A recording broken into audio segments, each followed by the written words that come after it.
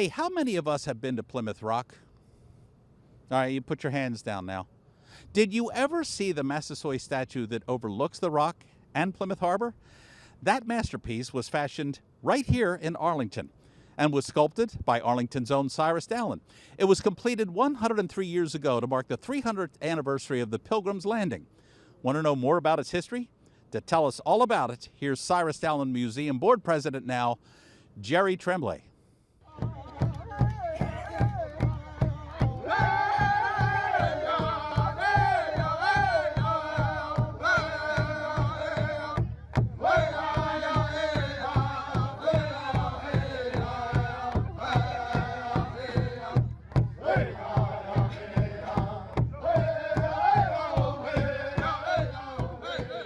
In 1920, when Massachusetts was preparing for the tercentenary celebration of the landing of the Pilgrims in Plymouth, Cyrus Dallin was invited to design many artistic projects to commemorate this epic event.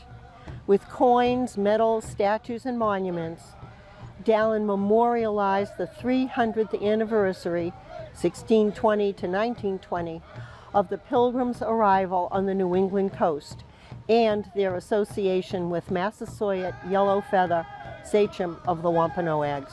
At the request of the Improved Order of Red Men of Plymouth, Massachusetts, Dallin created Massasoit No. 1 in 1911. Massasoit presided over a network of tribes, later named the Wampanoags, which means people of first light, because they live in the east where the sun first rises. And it is entirely appropriate, having a deep sympathy for Native Americans, that he selected Massasoit as the subject for the proposed monument.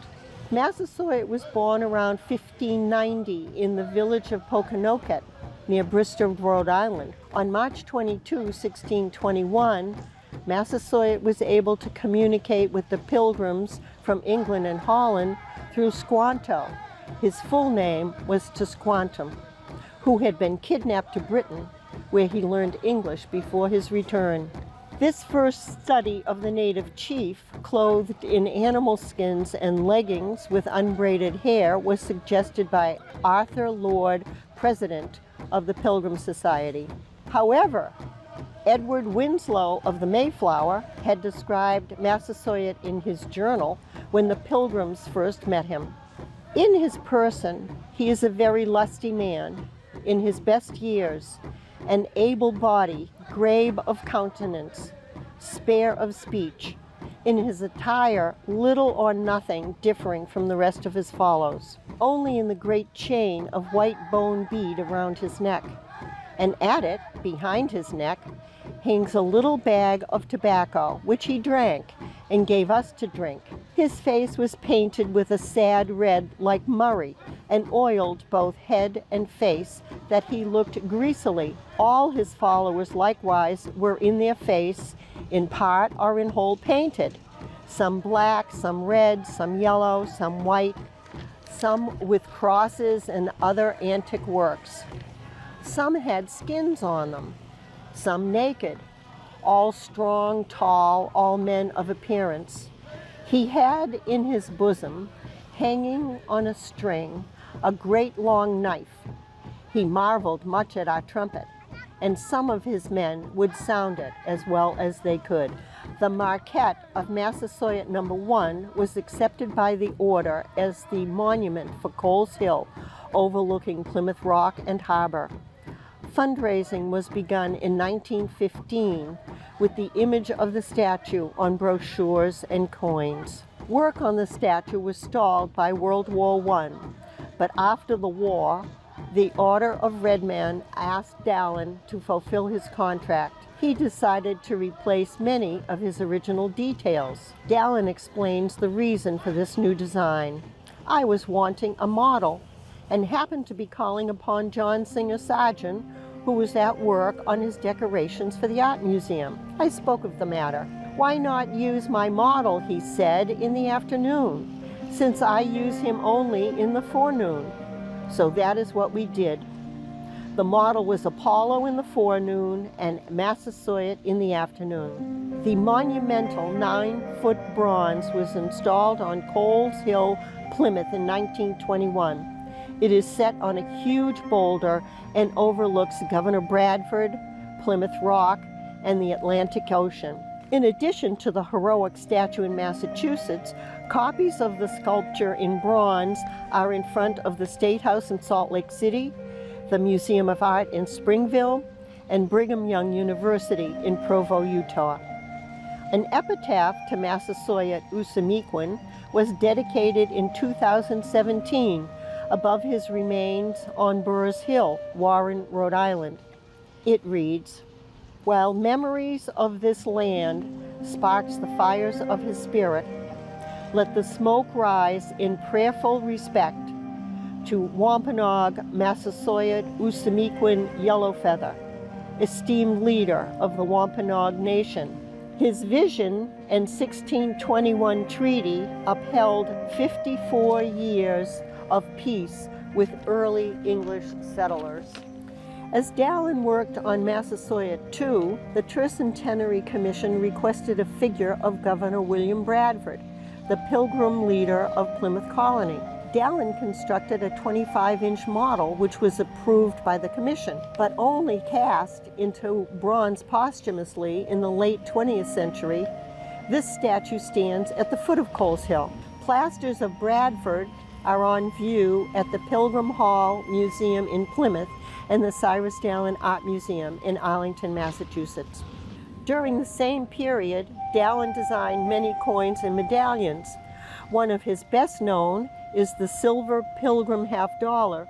The obverse of the half-dollar depicts the profile of Governor William Bradford of Plymouth Colony. The reverse illustrates a reconstructed image of the Mayflower. Dallin also designed a Pilgrim Tercentenary medal in 1920. The Dallin Museum has photographs of both obverse and reverse sketches.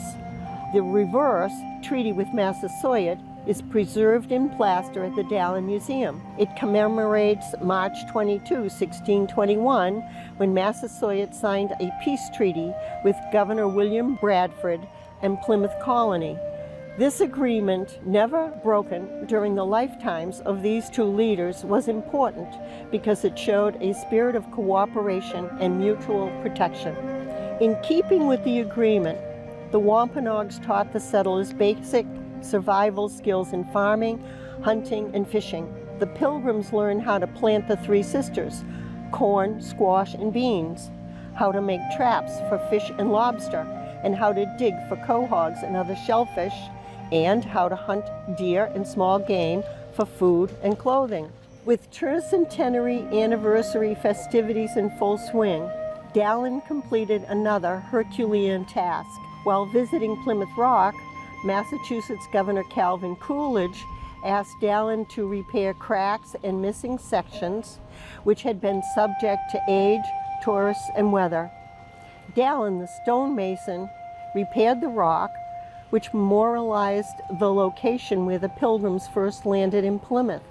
In preparation for 2020, the 400th anniversary of the landing of the Pilgrims, this rock was in need of repair once again. The company contracted for the restoration was amazed that Dallin's repairs were still reasonably solid. Cyrus Dallin's sculptures of individuals from our earliest history demonstrate the importance that the original inhabitants and founding fathers and mothers have had on our resilience and national character. His decision to engage P.P. Caproni and Brother Plaster Cast Company on Washington Street in the South End to recreate his work made his artwork popular, appealing, and affordable.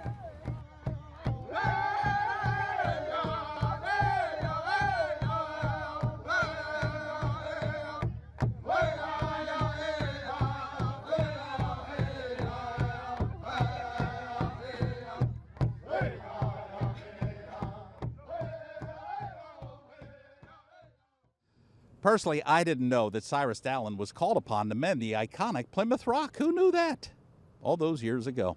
Hey, to get more information on all the events occurring at the museum this summer, all you have to do is go to the museum's website, dallin.org. Again, the museum website is dallin.org.